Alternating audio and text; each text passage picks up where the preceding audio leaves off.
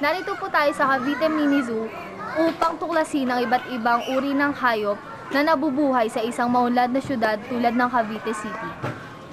Tara, pasok tayo.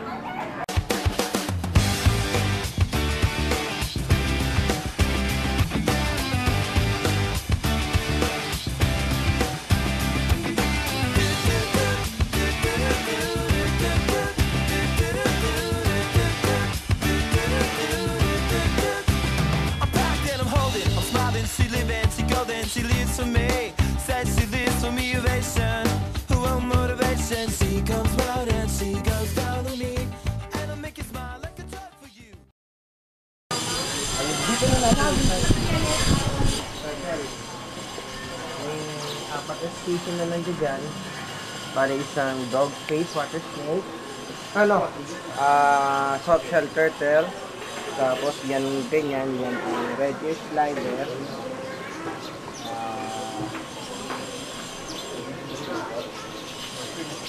Lagi kasama pa naman dito. Ano po yan? Malayan box type. Yan ang common sa atin. Pero, ano yung namatay na po siya? Buhay na. Buhay po yun? Eh, ba't ano po? Na-retrieve lang to. Ngayon yung shell niya may mga crust. Pero, babalik din niya. Kubo. Ganyan naman ang reptiles eh. May tinatawag silang self-rejuvenator process. So, mag-crack man yan, in time kusubo. Dito naman yung mga isda. Ito, mga Japanese koi. So yan, hindi niya makikita sa nature yan kasi sila sa laboratory ginawa. Bale, crossbreed sila ng carps. Pero dito, nag-natural breeding na rin sila. Puro koi din na nagawa.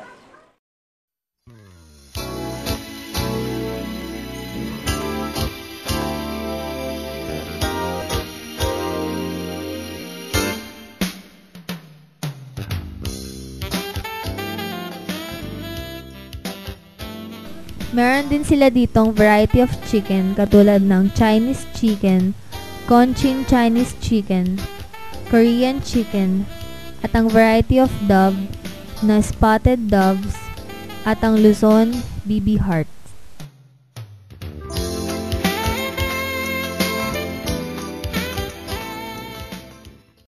Shell ng ostrich. Yan ang ostrich shell. Ngayon, ito, siya yung Rufous hornbill. So, kaya pinagbabawal namin na kumain habang namamasyal kasi may nag-abot sa kanila ng plastic. So, hindi na digest, namatay. Bale, ano po siya? Naka-ano na? Nakapreserve mo. Ano, dito po siya galing? Dito. Ah, dito rin? Alaga namin, doon siya dati nakakulong. So, ang nangyari sa kanya, may nag-abot ng plastic. Hindi na digest, hanggang sa nabulok na yung bituka niya, namatay. Silang dalawa. Babae ko na yun. Parang yung lalaki yan. Ano gan? Siya ang Celebes Black 8. Ngayon sa mga primates, pag walang buntot, ang tawag sa kanila 8. Pag may mga buntot, monkeys naman. Bakit na naman nabuburyong yan? Ay, wala po siya kasama? Wala.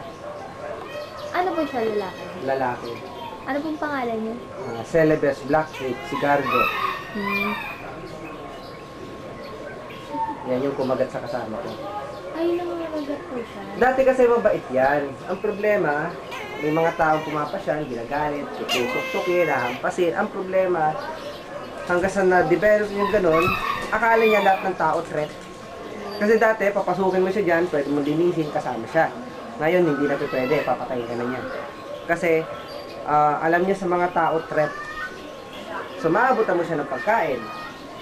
Hindi tulad doon na pwede mo siyang pasukin dyan, pwede mo hawak-hawakan. Ngayon, tumapang na. Dahil sa panggagalit na rin ng tao. Ito naman yung mga Philippine monkeys.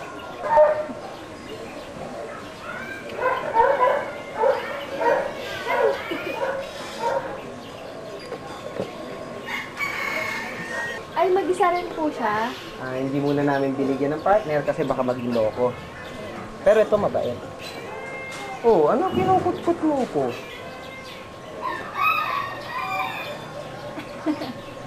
Nalalabas niyo po sila? Yung, Siya, yung ilalabas. ano na ilalabas ko? Yung mga yun na ilalabas din, kaso pag may ibang tao, hindi kami nagtitake chance kasi baka magulat, Na tumakbo. tumakbo yung mga tao, magiging wild din sila. May incidents na po ba na nakawala yung ibang animals? Wala naman. Wala na. Basta bago kami umuwi, sinisecure talaga yung mga yan. Double check. Tapos may natitirang guard dito. Yung guard, every 2 hours, nagro-roaming. Napupuna mo, bakit parang nagpuputkot siya na susubo? Kasi ang mga unggoy socialized animals.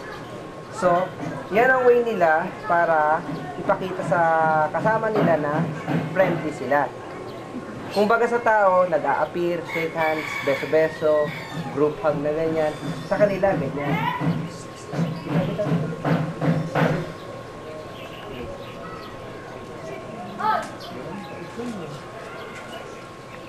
Wala nga. May si Chito, nagsasarili ako.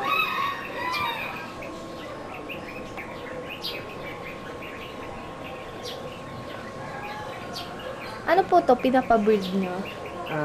Hindi. Kung sakali, mag-donate sila at mga anak. Yung isa kasi doon, yung puto ng kamay, anak yun nung dating, yung nanay niya nandiyan pa rin, yung tatay, rinilis namin sa Ternate. Kasi may program ng DNR na balik kalikasan, so pag matanda na yung hayop, binabalik na sila sa natural habitat nila. Saan ba sa atin na? Ternate, sa Forest Park. Kasi protected area yun eh. Galit sa babae? Galit siya sa babae at sa bata. Hindi. Hindi. Hindi. Galit sa babae? Hindi. Bakit? Dati okay lang sa kanya, kahit babae or lalaki. Ngayon, ang babae kasi every time mahahawakan siya, tumitili. Minsan hawak na siya, bigla magaganyan, bibitawan siya, so nagugulat. First time okay lang, second time okay rin lang. Pangatlo, pakiramdam niya threat. So every time may lalapit na babae sa kanya, feeling niya threatened siya, so nag-a-act siya sa defense. Sa lalaki, wala siyang nagiging problema kasi common din, lalaki naman pag ganyan, hindi naman tumitili. Unless kung talagang tumitiling lalaki, yun na yun. Sa bata naman, tuwing makakita siya ng bata kaya nagagalit siya, alam naman natin mga bata makukulit din. So binabato siya, nasasaktan, so every time na napakon siya, dinidepensa niyo na rin lang yung sarili niya.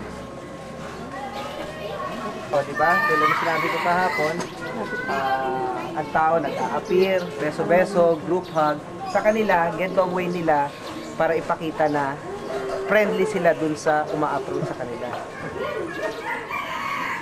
Familiar ka sa skunk? Yung naglalabas ng mabahong amoy. Etong silver fox, ang defense mechanism niya, naglalabas din siya ng mabahong amoy. So yan naaamoy mo ngayon, sa kanya galing. Saan po siya naglalabas? Saan? Sa katawan niya mismo. Sa katawan. Sumisingaw. Depensa niya yon. So, ginagamit niya rin yon pangmarka ng teritoryo niya. Ito naman, yung isa sa tiger namin. Ano? Dali, dali. Bakit? Halika dito. Halika dito. Dali, dali. Nakakawakan niyo po siya. Wow, bakit ang pusa ako? Hindi, sanay ko sa tao. Kasi nanganak sila sa less than 24 hours silang dumay sa nanay nila, so tao na ang nagpapadugod, which is kami na. For 3 months, hindi kami nauwi ng mga bahay, umuwi man kami, kapalit lang ng damit, balik na naman dito.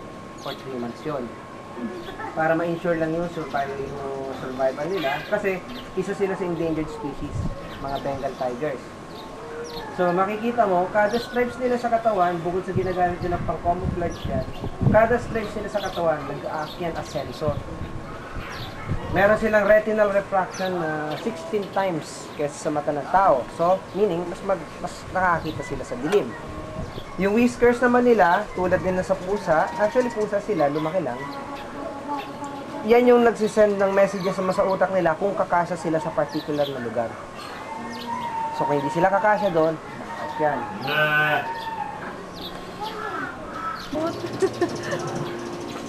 Kung wala, akit ako sa puno. Hindi naman siya nagwawala. Actually, kaya niya iangat to. Ay, kaya Pero na po hindi yan. niya ginagawa. Kasi sanay siya sa tao. Bakit? Nilalabas niyo po yan? Oh, May collar or wala? may collar, syempre. Kasi collar, di ba didisgrasya na ako? Sumawa ka na. Ayoko po. Try mo lang. Baka kagatin po. Hindi ka niya kakagatin. Akin na ka ba? Bukaw.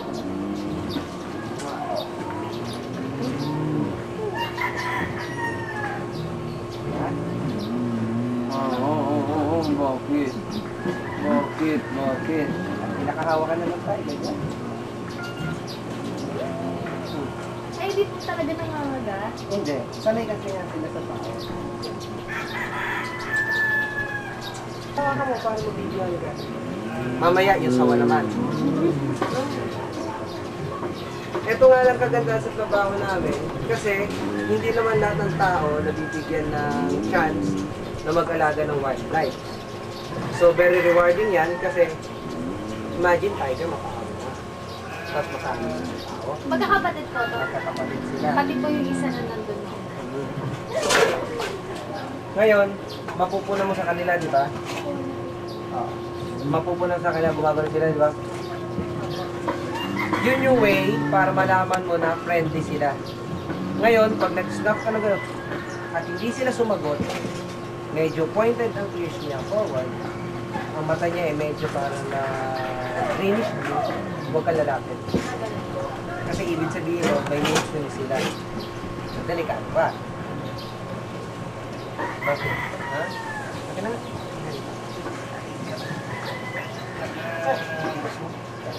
Bakit na po sama, no? Itlog po nila yon. Sila ang nanggaling sa Ah, sila po nanggaling doon. Ilang years na po yung itlog? Ang pinakamatanda dyan, 2 years. Ito. Ito po. Yan, sumunod yun.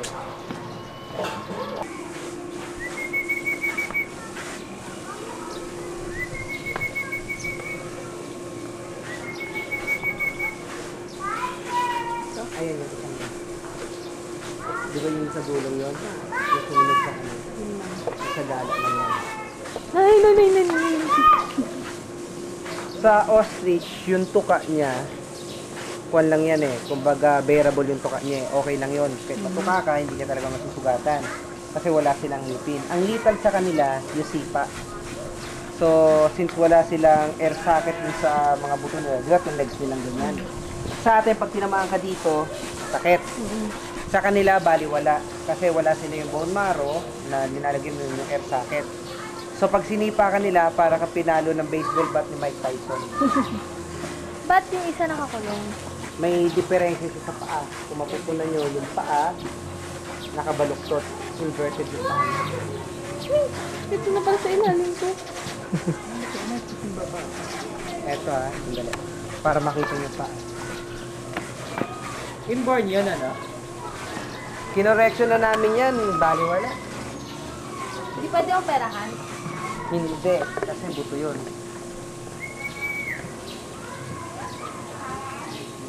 Ayun. Pero nakakatayo naman. Nakakatayo siya, kaso inverted yung kanyang paa. Ba't hindi nyo po nilalabas? Delikado siya may stampede. Kasi since baluktot yung paa niya, mas mabagal yung galaw niya. So pag natumba siya at natakbuhan nitong mga to, patay. Yan dati, sa gala lang yan. Isang yan. Kaso may exaggerated reaction ng tao, ipinasok na lang.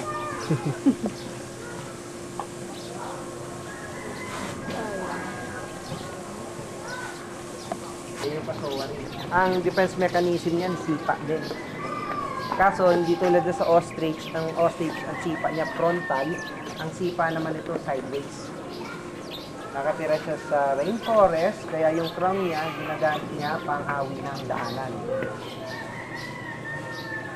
Ano po tawag sa akin? Cassowary. Siya ang third largest bird. Nangunguna yung ostrich, yung pangalawa, nalimutan ko lang yung pangalan. And then siya ang pangatlo.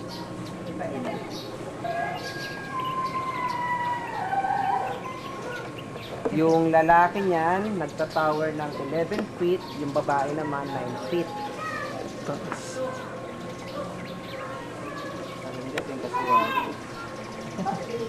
Eh, dyan kasi dati yung pasawar eh.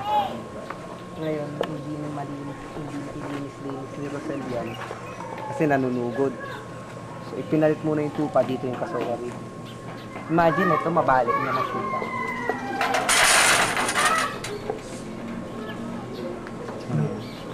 Nabali niya ng sipa yun. Ganun siya kalakas sumipa. Eto, nabaklas niya rin ito na sipa. So, kung tao ang sisipain niya, isip niyo naman siguro kung ano mangyayari. Pero tahimik po siya. Tahimik siya kung titignan, pero moody rin yan eh. Siya yung tipo na ano. Kapag gusto niya makipag-mate, babae pa yung dadali mo sa Yes na yun. Lalaki. Sabi. Malayan. Malayan Sibet. Pwede. Yan ang musang. Musang. Linog. Isa lang siya.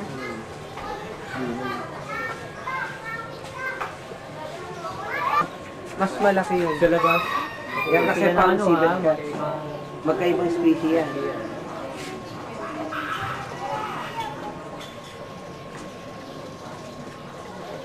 Ito sa atin makikita.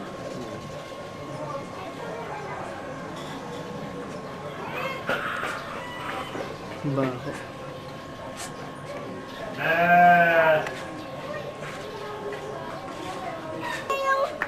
Sinubukan kong hawakan ng ahas at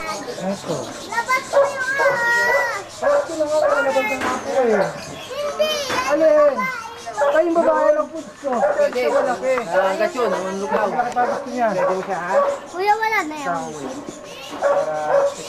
Sige, sige. Pamigot. Ang lakas, ano yun naman Ay, babali ka ng ibat? Steady mo Binabali mo kami. para hindi siya... Ito, steady ka lang ako, pamigot. Huwag ka sumabay sa ikot niya. Okay na. Ayan. Inisip ko lang yun, hindi ka makahinga. Hindi na siya gumalaw masyado, di ba? Bitawan kami yung buntot niya. Pwede mo siya Bitawan mo yung bitawan. buntot niya. Pwede mo siya hawakan dyan. Sige, Kasi sige, kakapit bitawan mo, lang yung bitawan mo. buntot niya. Sige, bitawan mo, kakapit siya sa'yo. Sige, bitawan mo. Namor na Ngayon, dalawang kamay kumapit siya sa'yo, mas magiging relax siya. Yung chan ko. Nakikiliti ka. Nakikiliti ako. Huwag tumawa ka lang ng tumawa, okay lang Dalaway yan. mong hawak sa kanya. Hindi ka naman magmumukhang baliw kasi may hawak ang ahas. Ngayon, mas Nakikiliti ako. masisecured yan. Ganyan siya. Dikit mo lang siya sa'yo. Siyang pigilan mo.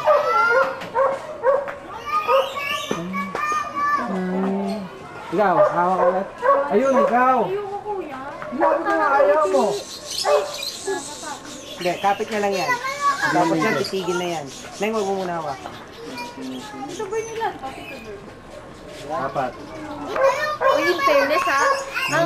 Ang tigas ng kapit niya sa ano kung... Takot kasi siyang mahulog. Ngayon, nagalaw siya, di ba?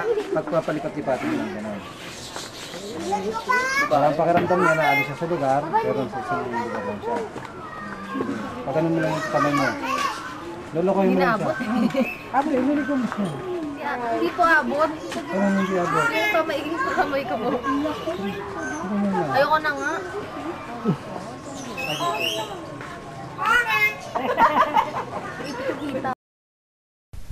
ito namang mga iguana kahit nasa natural habitat, kaya mo silang hulihin dahil hindi sila nangangagat. Ang pangdepensa lang nila ay ang buntot nila.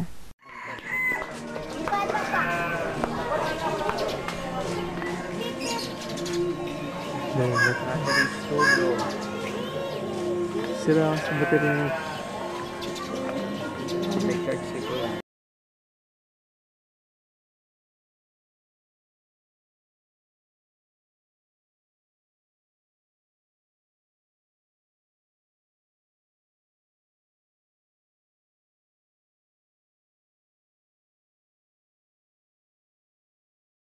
Ako si Nino, isa ako sa keeper. So, ang field ko dito ay sa reptiles tsaka sa food preparation. Hindi lang mas challenging, kumbaga educational ko eh. Kumbaga at least Yung mga bata o yung ibang tao, kahit na adult na, may chance sila makita yung mga hayop in person. So, at least ngayon, na-aware sila na kung anong kahalagahan ng hayop sa ecosystem natin at kung anong yung tinatawag natin na kahalagahan niya sa balance ng nature. Bali po, sa ano nyo, pag parang routines nyo, ilang yung sa everyday, ano po, bali, ano po yung day na pinakamaraming tao ang pupunta dito? Kung anong day ang pinakamarami po. Commonly, Saturday, Sunday. Saturday. Especially Sunday kasi family day. So, karamihan ng tao, day off sa mga kanya-kanyang gawain nila, sa trabaho. So, dinadala nila yung pamilya nila dito. May instances na nangyari, aksidente, hindi naman nakagad actually. May nasaktan kasi gawa na rin ng katigasan ng ulo. Hindi naman kami nagkulang sa paalala na bawal galitin ng mga hayop o lumapit sa mga kulungan. Pero may mga tao talaga na gumagawa na kung ano yung bawal, yun ang ginagawa nila. Mas maganda kung nakalabas yung osage na yun sana para at least nasasanay siya sa tao. So ang tao merong bonding sa nature, kumbaga mas nakakasalamuhan nila yung wildlife. Ang nangyari, nagkaroon lang na tinatawag na overreaction na hindi naman nananakit ang isang hayop.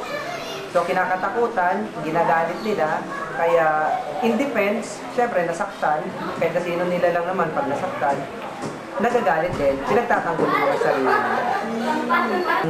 Malimit na nagdo-donate kasi minsan may mga nanggagaling sa barangay, meron namang mga private individuals na nagdadala ng mga hayop, binibigay nila dito kasi meron na tayong tinatawag na Animal Welfare and Wildlife Act ng DNR and PAWB na pinagbabawal na mangolekta ng mga hayop kung wala ka rin ng masapat na kakayahan, kaalaman at yung tinatawag na kabuhayan para buhayin ng isang hayop. Dati kasi nagpapa-incubate kami ng itlog sa Island Cove. So, ngayon, sinubukan namin gumawa ng improvised incubator na halos katulad din nun. Kayo po yung gumawa? Grupo dito. So, pinag-usap-usapan namin na kailangan may humidity sa loob, may fan, may init. Yung temperature niya magiging constant. Pinag-usapan kung paano gagawin yun. So, every time na may gagawin kami isang project dito, experimental stage, lahat kami nag-uusap-usap para sa kapakanan din ng hayop. Brief history nito, nag-start ang Cavite City Zoo sa pangunguna ng dating alkalde na si Timoteo Encarnacion Jr. Kasama yung Cavite City Animal Lover Society. Tinatag nila to, una binuo muna, hindi tinatag noong December 22, 1997. Ngayon, pinagpatuloy na lang ng present mayor natin na si Bernardo Toti Paredes ang project para at least mas ma-educate namin yung mga tao, hindi lang dito sa Cavite. Kasi may mga nanggagaling na ng Rizal, Parañaque, Quezon City, Las Piñas. Para po dito Dito na sila pumupunta. Ngayon, dito kasi, kung mapupunan nyo, na-experience nyo rin naman na mahawakan yung ibang exotic animals, which is sa ibang zoo, hindi nila nagagawa. Magawa man nila, nagko-concentrate sila sa bayad ng pera. Sa atin, dine-lecture natin ng mga tao kung ano ba yung hayop na yan, kung anong natural traits nila, kung ano yung natural habitat nila, at yung waste. So at least, through that, na bibigyan natin sila ng kaalaman para kung sakasakali, hindi na sila yung makakapanakit pa ng ibang mga alaga. Bali po, ilan ang nagbabantay dito? O yung keeper or... Keeper. Unahin natin sa sa pinakaibabaw. Ito pinapangisawaan ni dating Vice Alcalde Edmund Terona. Nag-aano din po siya? Nandito rin siya araw-araw, except Sunday. Kanina umaga nandito siya. Ngayon may linakad lang. Pero mamaya babalik din yun. Dahil isa siya sa nag-inspect nito. Bago isara ang zoo, ini-inspect niya rin. So siya nangangasiwa dito. Meron kaming 3 gwardiya. Nagpapalit-palit sila ng duty. Isa sa umaga, isa sa hapon, isa sa gabi hanggang mag-umaga na. Sa keeper, 4 kaming keeper, si J. Antonio sa fishes, si Roselito Fernandez naman sa ibang mammals, Si Atoy sa avians or sa ibon, sa akin naman ng mga reptiles.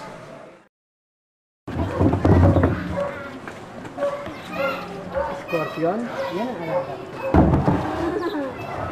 Wala akong aso na bahay. Para ko sa aso. Eh, at least yung nagdat lang aabutin ko. Okay, so actually, nag-start ako ng pag-volunteer ko sa Manila Zoo. Dito sa Cavite City. Bali po kailan po kayo nag-start po? That was 2000. Nung nag-start ako...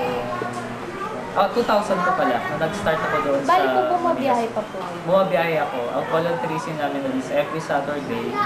Kasama ko din yung iba't ibang volunteers coming from different places of Metro Manila. So nag-meet kami every Saturday from 8 to 5 p.m. sa Manila Zoo para magbigay ng namin, ng tulong namin dun sa Manila Zoo. So, ano pong nag-force sa inyo or nag-encourage sa inyo para maging isang volunteer? So, nung una kasi, yung time na yun, nag-resign ako sa work ko. So, parang ayoko maging idle sa bahay habang naghahanap ako ng trabaho. So, nung nakita ko yung isang television na nangangailangan sila ng volunteer, so, inano ko yung sarili ko, gusto ko mag-volunteer. Kasi since childhood, mahilig na talaga ako sa mga hayop. Even nung high school ako natatandaan ko, marami rin ako mga pets sa bahay. So, yun yung nag-trigger sa akin para mag-volunteer. Ano po yung ginagawa nyo dito as a volunteer? Isa sa mga ginagawa namin nag-educate kami ng mga visitors. Kasi dito sa Pilipinas, iba yung mentality natin pagdating sa mga zoo. So ang ginagawa kasi natin, ang pagkakaintindi natin, pag sinabing zoo, isang lugar lang na pasyalan. Pero sa totoo, ang kailangang maintindihan ng tao, bakit may zoo? Kasi yun ang una, para makapag-educate tayo ng tao. Isipin natin na yung mga hayop, hindi ito yung bahay nila, hindi ito yung natural habitat nila. So kung tutusin, sinasabi namin ng mga volunteers na itong mga hayop na nakatira sa mga zoo is matuturing mo rin parang mga hero bayani eh. Kasi sinasacrifice nila yung buhay nila rito sa zoo para lang mabigyan ng edukasyon yung mga tao. So, parang nagtutour din po kayo dito? So, nagbibigay kami ng zoo tour. So, yung zoo tour at yung habang pinapakita mo yung mga hayop, na-explain mo saan sila galing, ano yung mga characteristics nila. So, minsan tumutulong kami sa pagpapakain. Pero lahat ng ginagawa natin dito, merong kasamang either zookeeper o kaya yung veterinarian. Matapos ang ating pamamasyal, higit nating naintindihan at naunawaan ang iba't ibang klase ng hayop at ang kanilang kahalagahan sa ating kapaligiran. Ako po si Katrina Olaes para sa isang dokumentaryo.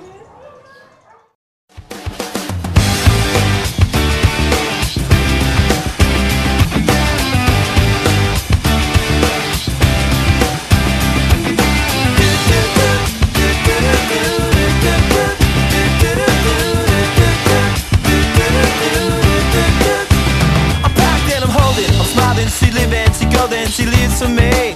Said she lives for motivation. Who want motivation? She comes round and she goes down on me. And I make you smile like a drug for you. Do ever what you wanna do, coming over you. Keep on smiling what we go through. One stop to the rhythm that divides you. And I speak to you like the chorus to the verse. Drop another line like a coda with the curse.